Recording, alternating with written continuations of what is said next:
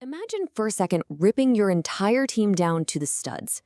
Imagine trading away the absolute greatest defensive player in your franchise's modern history, completely blowing up your offensive line and betting your entire future on a brand new identity, all in one single offseason. Well, you don't have to imagine it because that is exactly the reality right now in Berea, Ohio, August 2026. The humidity out on the cross-country mortgage campus is thick, but honestly, the tension hanging over this team is even heavier. We are looking at a franchise staring down the barrel of its own total reinvention. Look, this isn't just another sleepy training camp, this is a crucible. General Manager Andrew Berry has made massive, unprecedented, franchise-altering gambles to forge a brand new identity in what is always a brutally unforgiving AFC North. The stakes, they have literally never been higher for this front office, this coaching staff, and these players. In this explainer, we are going deep into the trenches of the 2026 Cleveland Browns. We're going to examine the visceral battles happening right now on the practice field, the terrifying consequences of walking away from absolute franchise legends, and what could happen next as this aggressively revamped roster fights to prove itself to the world. So the cracking of pads has officially returned to Ohio, and with it comes the intense, absolutely unrelentless scrutiny of a high-stakes quarterback competition. And the reports leaking out from these early padded practices, they paint a vivid, almost shocking picture of two vastly different camps. On one side of the field, we are seeing the noticeable, highly concerning struggles of Deshaun Watson. Now, remember, this is a quarterback who hasn't seen live game action since 2024. Think about that. In the NFL, that is an absolute eternity. And the rust is showing. The early periods for him have been heavily marred by turnovers, miscommunications, and questionable decision-making. But then, on the exact same field, you look over and you have Shedeur Sanders. This is the guy who went 3-4 in 7 extremely revealing starts for the Browns back in 2025. And right now, he's stepping into the pocket and aggressively pushing the ball downfield. Sanders is visibly generating massive momentum. He's attacking incredibly tight coverage windows with this swagger and confidence that is just impossible to ignore. The contrast between the two is sharp, it is immediate, and it's happening right in front of this coaching staff's eyes on every single rep. Naturally, the narrative outside the building is already crystallizing at rapid speed. You've got analysts over at Sports Illustrated and Yardbarker openly stating that the Browns just need to cut the cord. They're arguing that Cleveland needs to accurately evaluate Sanders right now, today, to determine their entire direction for 2027. Their point is that giving starting reps to Watson might only take away valuable repetitions from Sanders with absolutely no real benefit to the team's long-term playoff hopes. But here's the reality check. Narratives constructed in the media don't win starting jobs. On-field execution does. The ultimate proving ground won't be these August practice reports, it's going to be the preseason games. This is where the lights come on. Every single snap, every pre-snap read, and every throw over the next few weeks will be a strict, undeniable litmus test to see who actually deserves to lead this team out of the tunnel when the real bullets start flying on September 13th. Okay, let's dive into this quarterback clash because the implications here are massive, not just for Cleveland, but for the balance of power in the entire league. On paper, this is a classic high-drama battle. It's veteran experience versus youthful momentum. Deshaun Watson brings a history of elite dual-threat production. We all know that at his absolute peak, his mobility allows him to extend broken plays and create absolute magic outside the pocket. But let's be real, consistency has been completely elusive for a long time, and that dynamic Houston version of Watson feels like a distant, fading memory right now. Then you have Shedeur Sanders. Sure, he doesn't have the long, storied NFL resume, but he absolutely has the momentum of those 7 hard-fought starts in 2025. More importantly, his natural, aggressive instinct to attack the defense vertically, well, it aligns perfectly with what this brand new coaching staff was brought in to do. It's 2 entirely different philosophies going head-to-head. Now, to truly understand why this specific quarterback battle is so incredibly critical, we have to pull the lens back and look at the sheer, breathtaking scale of Andrew Berry's 2026 overhaul. Guys, this wasn't a minor retooling to keep a playoff window open. This was an earthquake. It was a total teardown. The Browns brought in Todd Monken to completely rewrite the offensive playbook from the ground up. They didn't just tweak the edges of the offensive line, they drafted and signed an entirely new unit. Let that sink in. A totally brand new offensive line. And in perhaps the most shocking, polarizing move of the entire NFL offseason across the whole league, they traded away their defensive anchor, their absolute franchise cornerstone, the single-season sack leader, Myles Garrett. They embraced a younger, faster, and infinitely more unproven philosophy, accepting an incredible amount of risk to build a team fundamentally designed to thrive in today's modern NFL. The hiring of Todd Monken is the explosive engine driving this whole offensive transformation. If you know Monken's system, you know it is not about grinding out 3 yards in a cloud of dust and playing it safe for field position. Not at all. It is an aggressively paced, up-tempo, vertical passing philosophy that demands pushing the envelope on every drive. But to run it, it requires a quarterback whose brain works like a supercomputer. You have to process highly complex defensive information at light speed, make rapid-fire decisions, and possess the supreme, unshakable confidence to rip the ball downfield into very tight windows. This major philosophical shift heavily factors into who will ultimately win the starting job in Berea. Because if your entire offensive system is built on timing and taking deep vertical shots, the quarterback who hesitates is the quarterback who sits. It's that simple. And this brilliantly illustrates the sheer volume of changes happening in the trenches.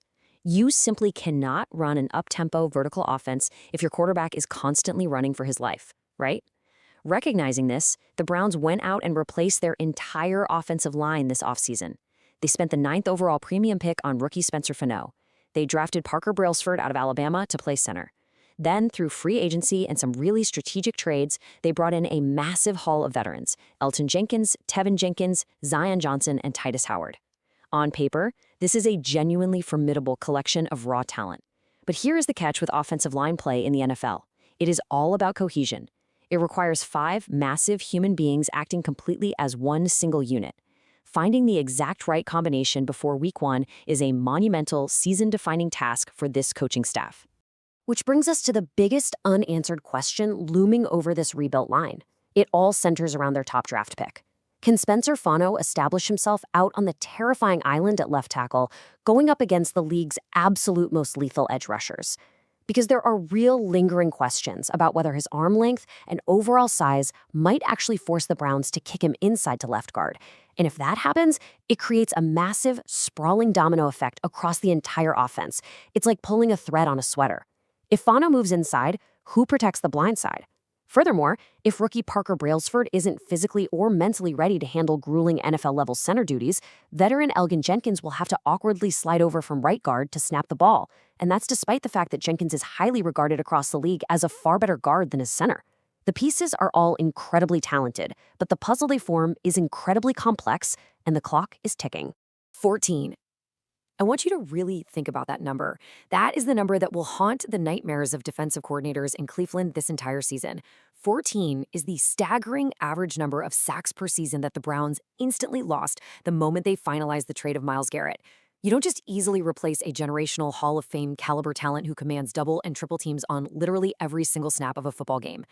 Just to put that into perspective for you, last season, the second leading pass rusher on this entire roster was Malik Collins with 6.5 sacks, and he is currently coming off a brutal season-ending injury.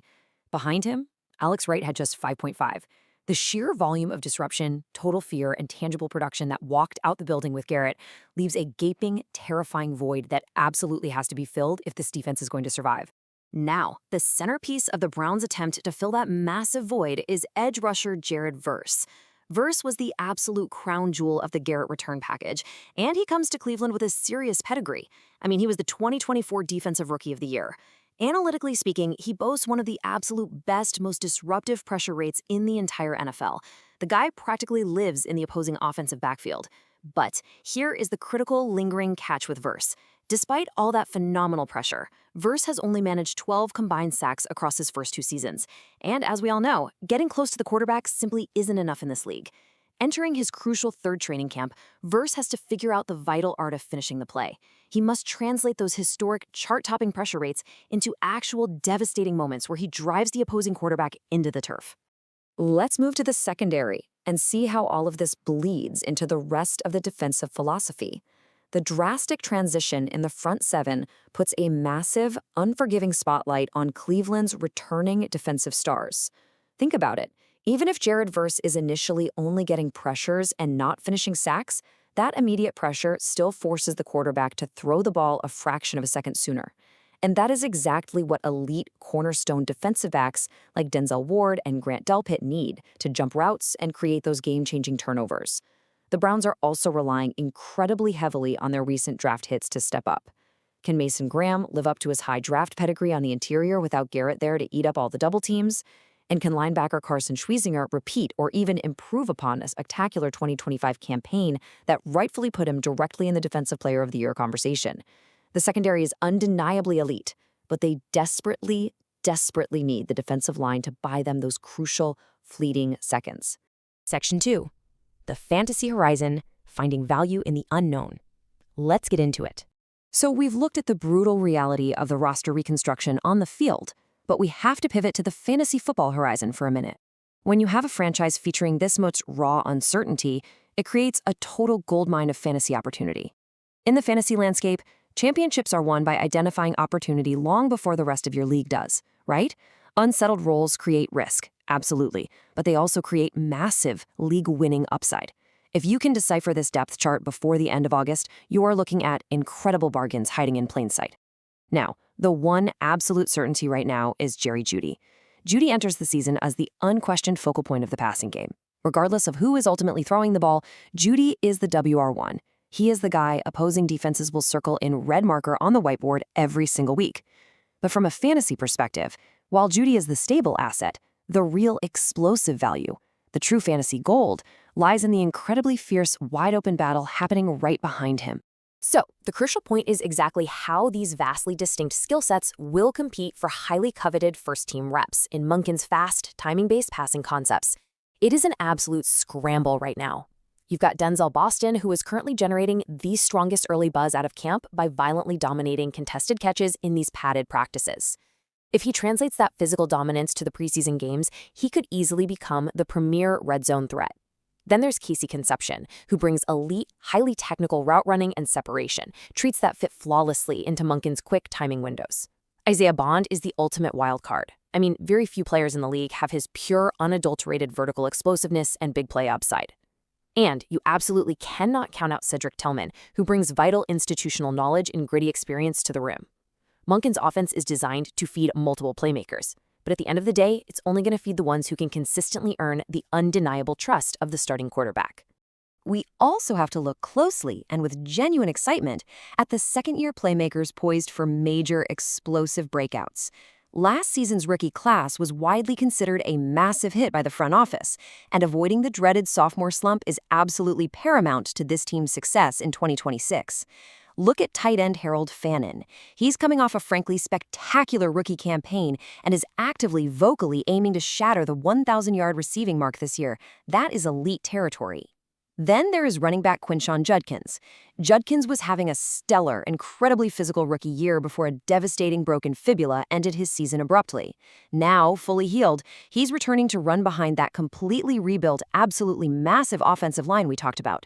If these two dynamic players can take the next crucial step in their development, they immediately transition from late-round fantasy flyers into weekly, matchup-proof starters that can anchor a championship roster. Ultimately, everything we are seeing unfolding in Berea right now boils down to one fundamental, season-defining question. Who will actually command the crucial touches and the high-value targets when the real bullets start flying in September? The early practice reports are exciting for sure. They build the hype, they give us something to talk about, but they are just the prologue of the story. Closely monitoring the snap distribution, the first-team repetitions, and the overall drive efficiency in these upcoming August preseason games, that is the absolute skeleton key to unlocking this entire offense. Pay attention to the wide receiver who consistently lines up out wide with the starting quarterback. Watch the running back who is trusted to get those crucial game-deciding third-down snaps, because these are the real, tangible indicators that predict true regular season dominance. August answers everything. The ultimate winner of these visceral, intense, and highly physical camp battles won't just dictate the starting lineup for Week 1, they will dictate the future trajectory of this entire storied franchise. Will Shedeur Sanders officially usher in a dynamic new era, or will Deshaun Watson somehow reclaim his throne and recapture his past magic? Can this entirely new offensive line gel in time to protect whoever is back there? Will Jared Verse finally turn those historic pressures into devastating drive-ending sacks? The unrelenting crucible of training camp is going to reveal all of it, and we are just getting started. We'll be tracking every single development right here on NFL Nexus. Make sure you subscribe to the channel, hit that like button, and comment down below on who you think wins the Browns quarterback battle. And hey, if you want to take it a step further and support what we do, consider becoming a channel member. Until next time, keep your eyes on the trenches.